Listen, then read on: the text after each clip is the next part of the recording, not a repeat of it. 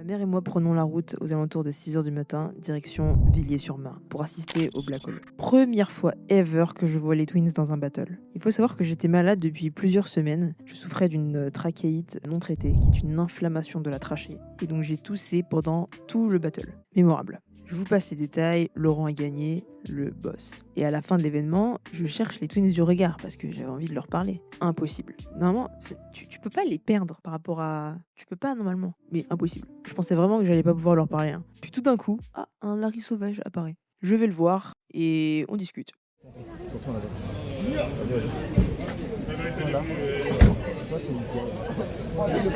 Vraiment une galère. Pourquoi tu me dis Ça va ça? Oui, et toi? Ouais, ça va, un petit peu.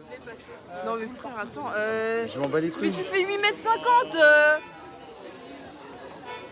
Vas-y, dis quelque chose, dis une vanne. Une vanne. Fais une vanne. T'as l'habitude d'en faire, fais-en une. Mais Improvise, je m'en bats les couilles. Ok. C'est deux patates qui traversent la route. Ah, c'est bon. Il y en a Allez, une c'est bon. qui- il y en a une Allez, qui traverse et elle se fait écraser et l'autre dit purée. Ah non. Larry.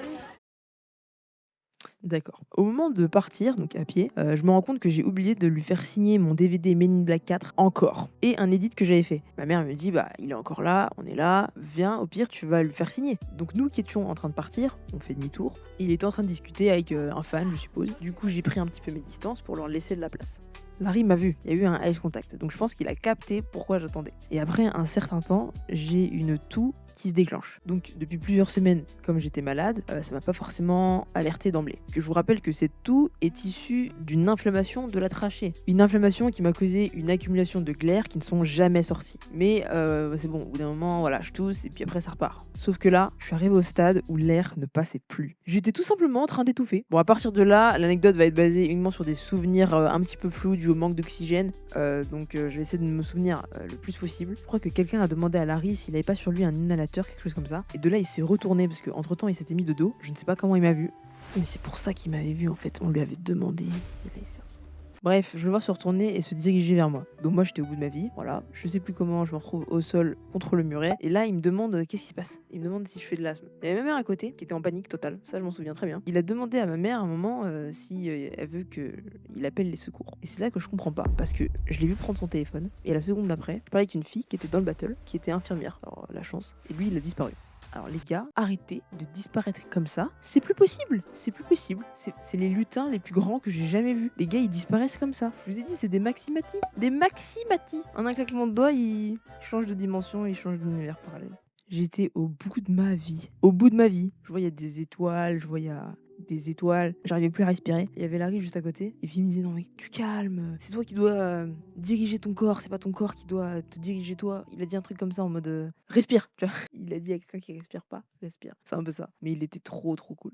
Incroyable. Cette histoire elle s'est terminée où? À l'hôpital de garde. Rien que ce moment-là mérite sa propre vidéo parce que c'était légendaire. J'ai cru que c'était un sketch. Je me suis dit c'est une blague. Bref, Larry m'a sauvé la vie. Moi j'ai un coup de là sur internet là. En plus moi je te sauve la vie, en plus tu fais la vie.